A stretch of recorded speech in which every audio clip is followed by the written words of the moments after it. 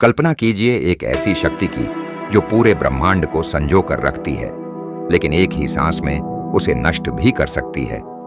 एक ऐसा दिव्य अस्तित्व जो सृजन और विनाश के बीच नृत्य करता है, जो अराजकता और व्यवस्था दोनों का प्रतीक है।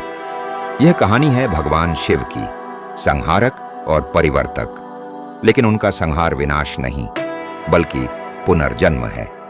एक चक्र जो ब्रह्मांड में संतुलन बनाए रखता है। आइए आज हम जानेंगे सबसे रहस्यमयी और अद्भुत देवता भगवान शिव की अनसुनी कथा। समय के आरंभ से पहले, जब कुछ भी नहीं था, केवल अंधकार था, उसी शून्य में एक दिव्य चेतना उत्पन्न हुई और उसी से 3 महाशक्तियां प्रकट हुईं, ब्रह्मा, विष्णु और महादेव। ब्रह्मा ने सृष्टि का निर्माण किया, विष्णु ने इसे संरक्षित किया, लेकिन शिव को वह कार्य सौंपा गया जिसे सभी ने भयभीत होकर अस्वीकार कर दिया, विनाश और परिवर्तन।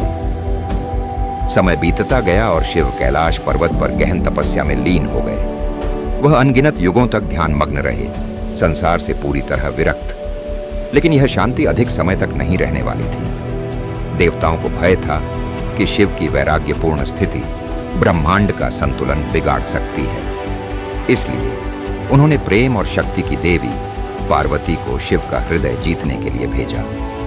पार्वती ने शिव को पाने के लिए कठोर तपस्या की, वर्षों तक बिना भोजन और जल के ध्यान किया, लेकिन शिव का मन स्थिर रहा। शिव ने पार्वती की भक्ति की परीक्षा ली और जब वे उनकी अटूट श्रद्धा से प्रभावित हुए तो उन्होंने विवाह के लिए सहमति दे दी। उनका विवाह स्वर्गलोक में संपन्न हुआ, जहां देवता, ऋषि और सभी दिव्य आत्माएं इस शुभ अवसर पर उपस्थित थीं। शिव और पार्वती के मिलन से उनके 2 पुत्रों का जन्म हुआ, कार्तिकेय और गणेश। कार्तिकेय को राक्षसों के संहार के लिए योद्धा देवता बनाया गया, जबकि गणेश को प्रथम पूज्य, बुद्धि और समृद्धि का देवता माना गया।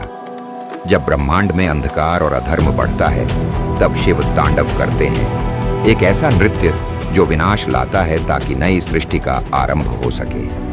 यह नृत्य केवल विध्वंस नहीं, बल्कि पुनरुत्थान की प्रक्रिया भी है।